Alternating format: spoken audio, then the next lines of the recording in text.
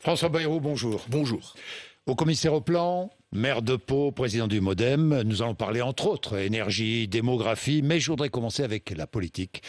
Faut-il aujourd'hui, j'ai une question toute simple, François Bayrou, faut-il aujourd'hui, pour être écouté par les Français, tenir des propos violents, défendre des idées extrêmes et proposer des solutions radicales ? C'est plus facile d'être entendu ou de choquer ou de scandaliser ou de surfer sur des sentiments qui sont des sentiments plus noirs. C'est plus facile. Mais l'intérêt des pères et mères de famille, l'intérêt des jeunes, l'intérêt du pays, c'est au contraire de refuser d'aller dans ce qu'on appelle des radicalités. Les radicalités, qu'est-ce que c'est ? C'est des extrémismes de tous les bords. L'idée que c'est en choquant, en allant agiter les vieilles passions dangereuses du pays, en allant verser de l'essence sur le feu, c'est plus facile. Mais ceci est un abandon des responsabilités. Un abandon des responsabilités. Le plus radical, c'est Éric Zemmour. Je ne vais pas passer, ne vous inquiétez pas, je ne vais pas passer cette interview sur Éric Zemmour. Néanmoins, le plus radical, c'est Éric Zemmour. Il brandit la menace du grand remplacement, une idée récurrente de l'extrême droite depuis le 19e siècle. Est-ce qu'il nous entraîne vers ce que nous appellerions une guerre de civilisation ? Il y a deux aspects de la campagne qu'il mène. Le premier aspect, c'est agiter ce fond, qui est un fond des êtres humains depuis longtemps, qui consiste à cibler celui qui ne vous ressemble pas en disant on n'a rien à faire avec lui, qu'il retourne chez lui. Et c'est toute cette affaire insensée des prénoms, c'est-à-dire l'idée que en France ne serait autorisée qu'une liste de prénoms français, ce qui veut dire évidemment que on jette dans les cours de récréation des enfants les uns contre les autres. Des enfants qui c'est celui-là, il n'est pas de chez nous. Or, le plus précieux d'un pays, c'est que à l'école maternelle, à l'école primaire, celui qui est assis à côté de vous dans la classe, c'est votre petit frère, votre petite sœur. Et on lui prend la main parce qu'il est comme chez nous. Vous voyez, pour moi, la cour de récréation, c'est en fait le creuset du pays. Et l'idée que celui-là ou le père de celui-là ou de celle-là n'est pas du pays, c'est une idée qui entraîne à la cruauté dans la cour de récréation. Et donc cette idée-là, pour moi, est une idée insupportable. Et il y a une deuxième chose, c'est qu'il va chercher dans l'histoire de la France ce qu'il y a de plus malsain, de plus honteux, de plus ignominieux, pour le défendre. Par exemple, il dit Pétain, il a livré des juifs étrangers, c'était pas des juifs français. 4000 enfants de 2, 3, 4 ans ont été livrés, enfermés dans des camps et puis chargés avec leurs parents ou sans leurs parents dans des wagons à bestiaux pour aller être brûlés en Allemagne. Et qu'on ose faire la différence, ou qu'on ose à nouveau en France faire la différence entre le petit garçon ou la petite fille juif, né en France, fils de parents étrangers, et les enfants qui avaient simplement une carte d'identité, c'est pas si vous pouvez ressentir ça. Je suis sûr que vous ressentez la même chose. Je sais que ça vous bouleverse. Oui, et ça me bouleverse, et il est normal que ça le fasse. Et que ces gens-là osent s'appeler conservateur ou essaie de capter le mot conservateur, alors que ça n'est pas conserver ce que nous avons de mieux dans le pays, c'est trahir ce que nous avons de mieux dans le pays. C'est une trahison de la France. C'est une trahison de ce qui nous fait vivre ensemble, de ce avec quoi nous avons construit le pays. C'est une c'est une trahison de Marie Curie. Celle qui a inventé ou découvert ces lois de physique sur les rayonnements. Oui. Alors, il est dans son livre, il est très dur avec vous. Il dit Bayrou, ce bon Judas béarnais, est un Machiavel de cours d'école qui monte des coups tordus de sous-préfecture. J'ai lu ça dans son livre. Vous l'avez lu peut-être. Je ne sais pas si vous avez lu son livre. Enfin bon. Il est en train, sur le terrain politique, est-ce qu'il est en train de diviser les Républicains ? Quand j'entends Christian Jacob, vous entendez Christian Jacob dire « il n'est pas d'extrême droite, il n'est pas raciste », le président des Républicains, que lui répondez-vous ? D'abord, je n'ai pas de débat avec Jacob, j'ai des débats avec la réalité. Oui. Si le président de la droite dite de gouvernement en France, d'une certaine manière, avalise ou lave l'auteur de ses propos de la réalité, de la honte qu'il porte, alors il trahit lui-même l'héritage.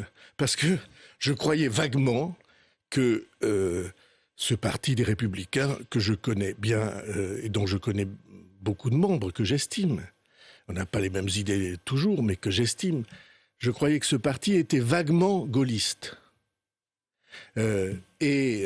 Prétendre devant ceux qui se disent héritiers du général de Gaulle que Pétain, c'était la France, que le Pétain de la collaboration et de la livraison des Juifs, c'était la France, alors il y a là quelque chose qui est simplement un crachat au visage de l'histoire, un crachat à leur héritage, à leur identité. Et je suis absolument certain qu'à l'intérieur même du mouvement, il y a des gens qui vont dire « mais ça va pas, dans quelle dérive sommes-nous entraînés ?»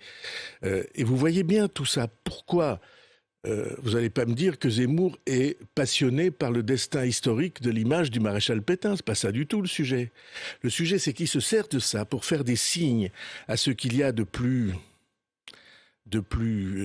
fermentation la plus dangereuse dans ceux qui, depuis très longtemps, dans le monde de la démocratie française, essaient de faire glisser les choses vers l'inacceptable. François Bayrou, est-ce que vous allez créer un grand parti démocrate à la française ? Alors on en parle. Oui. J'espère que oui. Avant la fin de l'année ? Avant la fin de l'année. Parce qu'autrement, ça ne se fera pas. Que vous appelleriez comment ? Ah ben on verra. Vous n'avez pas trouvé le nom. Donc, un grand Il m'arrive d'avoir des idées et de ne pas les dire au micro de Bourdin. Ah bon ? Oui, c'est... Attends, ici on dit les choses. Oui, on dit les choses, François Bayrou. Vous m'avez posé la question, j'ai dit oui, j'espère qu'on va y arriver. Mais alors, donc vous allez créer un grand parti démocrate à la française en réunissant le MoDem et la République en marche, c'est l'objectif. Entre autres. Entre autres. Donc rassembler ces deux mouvements politiques. Parce que ce sont les deux mouvements fondateurs de l'aventure de 2017. Et que ils n'ont pas entre eux de différence de vision. Ils ont des différences d'histoire et d'organisation substantielles. Mais sur ce qu'ils croient, c'est essentiel en politique ce qu'on croit. Et sur ce qu'ils veulent, c'est aussi important. Alors moi, je ne vois pas de différence substantielle entre eux. Bien, avant la fin de l'année, donc, ce grand parti démocrate, vous pourriez prendre la tête de ce parti, François Bayrou, oui ou non ? Oui. Non, non. Franchement, ça n'a aucun intérêt. Et ma conviction, c'est que si on veut réunir, alors il faut qu'il y ait des responsabilités partagées. Bon, mais vous n'êtes pas seul à vouloir créer un grand parti. Édouard Philippe, lui aussi, va annoncer la création de son parti ou de son rassemblement le 9 octobre. Il va soutenir Emmanuel Macron, comme vous, en 2022. Est-ce qu'il est en train de préparer sa candidature présidentielle à 2027 ? Je pense que quelqu'un qui, en 2021, aurait comme projet, passant par-dessus l'élection présidentielle, de monter une structure pour 2027, c'est qu'il ne connaîtrait pas la politique, et je ne soupçonne pas Édouard Philippe d'en être ignorant. Donc ce n'est pas pour ça. Bon, peut-être c'est ça dans un coin de sa tête ou de la tête de ses amis, Oui. mais il y a Vous beaucoup n'êtes pas de dupe. gens... Vous mais il y n'êtes a pas beaucoup dupe. de- Vous avez trop d'expérience en politique, François J'ai Bayrou. un peu d'expérience. Oui, et donc, vous comme n'êtes pas dupe. Et donc, je vais vous dire, si on fait ou si on entre dans cette construction, dans l'édification d'un mouvement sérieux, il faut le faire pour des générations, pas pour une élection. Encore moins faut-il le faire en pensant à une autre élection que celle qui vient. Et donc pour moi, ceci est totalement écarté de ma pensée. Ce qui est dans ma pensée, c'est bâtir quelque chose dans lequel les jeunes, les Français, les citoyens, ceux qui sont aujourd'hui désabusés de la politique, puissent reconnaître leur espoir ou leur rêve et qu'ils s'engagent pour cela. Bien, hier soir, vous avez dîné à l'Élysée avec lui, avec d'autres autour de la table. Vous n'avez pas parlé de ça, j'imagine. Enfin, vous me direz rien. Non. Ben, vous savez bien, j'ai un problème médical que je suis obligé de vous avouer à cette antenne. Pas matinale, une amnésie récurrente. Une amnésie récurrente. Chaque fois que je franchis le seuil de l'Élysée, par exemple, ou que je participe à des réunions comme ça, le lendemain et le surlendemain a fortiori, je ne sais plus ce qui s'est. Alors François Bayrou. Mais rassurez-vous, vous allez trouver beaucoup de gens qui vous raconteront... Qui vont raconter ce qui s'est passé hier soir. Bon. Oui. Réforme des retraites. Réforme des retraites. Édouard Philippe veut une réforme des retraites. Il le dit dans une interview, forte interview. Il dit qu'il faut prolonger l'âge de départ, 65, 66 et même 67 ans. Est-ce qu'il y aura une réforme des retraites relancée avant la présidentielle de 2022? La réforme des retraites sera au cœur de la campagne de l'élection présidentielle. C'est un des sujets, pas le seul, qui sera au cœur de l'élection, de la campagne de l'élection présidentielle. Moi, je crois qu'il y a des idées qu'on n'a pas encore explorées. Et si je peux, je ferai tout ce que je peux pour que ces idées apparaissent dans le débat. Pour l'instant, on fait uniquement des divisions. La charge des pensions divisée. Et je crois qu'on peut aller un peu plus loin dans la réflexion. Vous savez que j'avais, depuis très longtemps, plaidé pour la retraite par points. Ça a été pas très bien mené, ça... Par Édouard Philippe non, par le gouvernement. Comme ça, mais moi, non, mais vous dites ça parce que vous aimez la polémique. Vous aimez que les gens se disputent. Non, j'aime pas la polémique. J'aime la vérité. C'est votre boulot. Votre boulot pour faire de l'audience. Aujourd'hui, il y a une voiture qui est pilotée par Emmanuel Macron. Sur le siège du passager avant droit, qui est assis, Édouard Philippe ou François Bayrou? Écoutez, franchement, si vous imaginez qu'il s'agit uniquement d'une bagnole et d'un siège, c'est que vous comprenez pas très bien la politique. Très bien, mais la politique, c'est une affaire de deux éléments. Le premier, c'est le leadership. Qui a la faculté de porter des idées et de les faire entendre. Et le deuxième, c'est affaire de communauté, d'équipe, d'histoire, de gens qui se sont choisis depuis longtemps et qui pensent qu'ensemble ils vont pouvoir y arriver. Et c'est pas, comme vous voyez, une bagnole avec un siège. Oui, d'accord, d'accord. Mais est-ce que Emmanuel Macron a un soupçon de doute concernant la fiabilité d'Édouard Philippe, selon vous? Vous ne savez pas. Non, vous ne croyez pas. Bon, un mot encore sur ce qu'il propose. Après, je vais passer au nucléaire et à l'énergie. Un mot sur ce qu'il propose encore. Le revenu pour les jeunes, le revenu d'engagement, il n'est pas très favorable. Et de quoi parle-t-il encore? Eh bien, il parle des dates des futures élections, de la dette. Il dit que c'est une question fondamentale, la dette. Vous aussi? C'est-à-dire, j'ai plaidé pendant 20 ans pour que ça devienne une question fondamentale. Est-ce que je peux vous dire sur la dette une chose? Oui. Vous savez que j'ai fait un rapport au plan sur la dette, sur la dette de guerre que représente le Covid et sur le plan Marshall dont on avait besoin. Pourquoi ? Parce que ça n'est pas la même chose. Je me suis battu comme un chien au début des années 2000 sur la dette. Pourquoi ? Parce que les taux d'intérêt étaient à 4 ou 5% par an, alors que la croissance était à 1%. Si vous empruntez à des taux aussi hauts, alors que la croissance est si basse, alors tout d'un coup, le poids de la dette augmente sans interruption. Si, comme aujourd'hui, vous empruntez à 0% et que vous trouvez une croissance qui est à des 2, cette année 6, l'année prochaine 4%, alors cette dette-là, elle est justifiée, à condition de l'utiliser à de l'investissement et pas à la gaspiller. Est-ce que vous continuez... Oui, je comprends, mais quand je lis Édouard Philippe, j'en termine avec lui. Nous continuons à danser au-dessus d'un volcan, dit-il. Est-ce que nous continuons à danser au-dessus d'un volcan? Il a été chef du gouvernement. Je suis certain que tout le monde ressent la nécessité d'une solidarité minimale dans les moments où nous sommes, non? Vous avez donc des doutes? Non, je n'ai pas de doute. Vous voudriez me faire dire ça, et ça n'est pas mon intention. Bon, alors, les prix de l'énergie, François Bayrou, les prix de l'énergie grimpent, montent. Que va annoncer le Premier ministre? Quelle est la possibilité? Je ne sais pas, moi, une prime pour les plus modestes, une baisse des taxes, un gel du prix du gaz et de l'électricité? C'est possible?